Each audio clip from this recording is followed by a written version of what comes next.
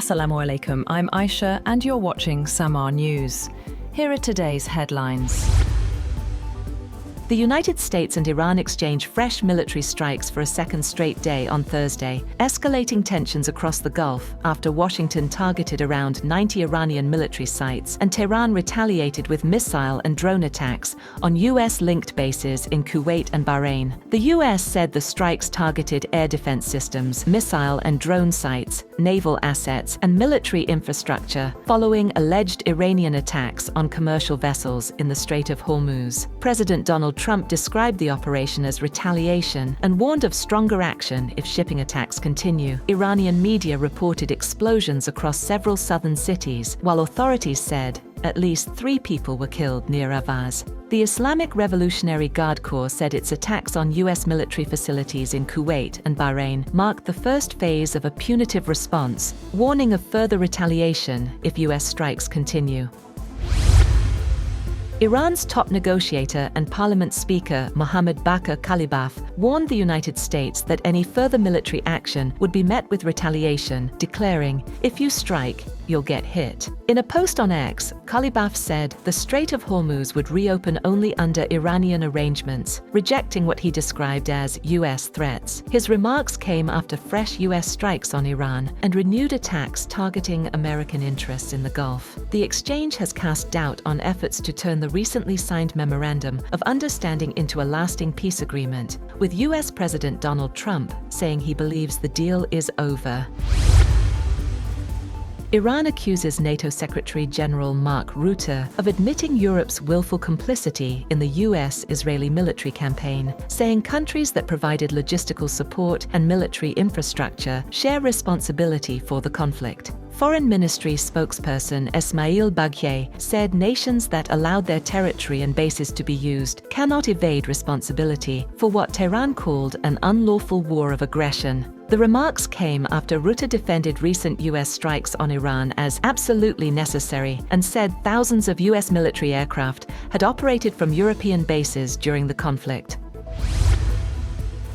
President Donald Trump has said that he does not expect a full-scale conflict with Iran, despite recent military exchanges. Speaking after the NATO summit, Trump said any further escalation would be brief and claimed it would ultimately improve regional security and oil supplies. He also repeated his claim that he is Iran's #1 assassination target.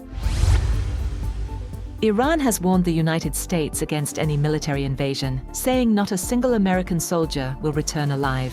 Iranian official Ebrahim Rezaiei was responding to President Donald Trump's threats of further strikes. Meanwhile, Iranian Foreign Ministry spokesperson Ismail Baghaei accused Washington of violating the Islamabad Memorandum of Understanding, saying the US had undermined commitments linked to security in the Strait of Hormuz and warned it would continue defending its national interests.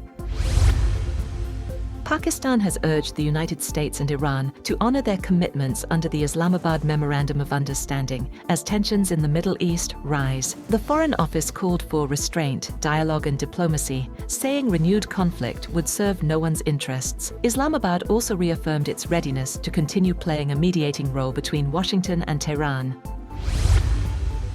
The coffin of Iran's supreme leader, Ayatollah Sayyid Ali Khamenei, is being transported from Najaf, Iraq, to Mashhad, where he will be buried today at the shrine of Imam Reza, concluding 6 days of funeral ceremonies. Iranian officials said millions attended funeral processions in Tehran, Qom, Najaf, and Karbala, with large crowds gathering to pay their final respects. According to Khamenei's office, the late leader had requested to be buried near the Imam Reza shrine in Mashhad, where the final burial ceremony will take place. President Donald Trump has said that the United States will grant Ukraine a license to manufacture Patriot missiles. Meeting President Volodymyr Zelensky at the NATO summit, Trump described the Patriot as a defensive weapon and said Washington could pressure manufacturers to increase production. Zelensky has repeatedly sought more Patriot systems to counter Russian missile attacks. US President Trump has said that he ordered Treasury Secretary Scott Bessent to cut off all trade with Spain, calling Madrid a terrible partner in NATO. Speaking alongside NATO Secretary-General Mark Rutte at the start of the summit in Ankara, Trump said he wanted no business with Spain. He told Rutte that Spain doesn't agree to anything and should not be carried by the rest of the alliance. Meanwhile, the Spanish Prime Minister's office said Madrid was taking Trump's comments calmly and treating them as business as usual. The statement said Spain had no intention of changing its excellent social, cultural, and economic relationship with the United States.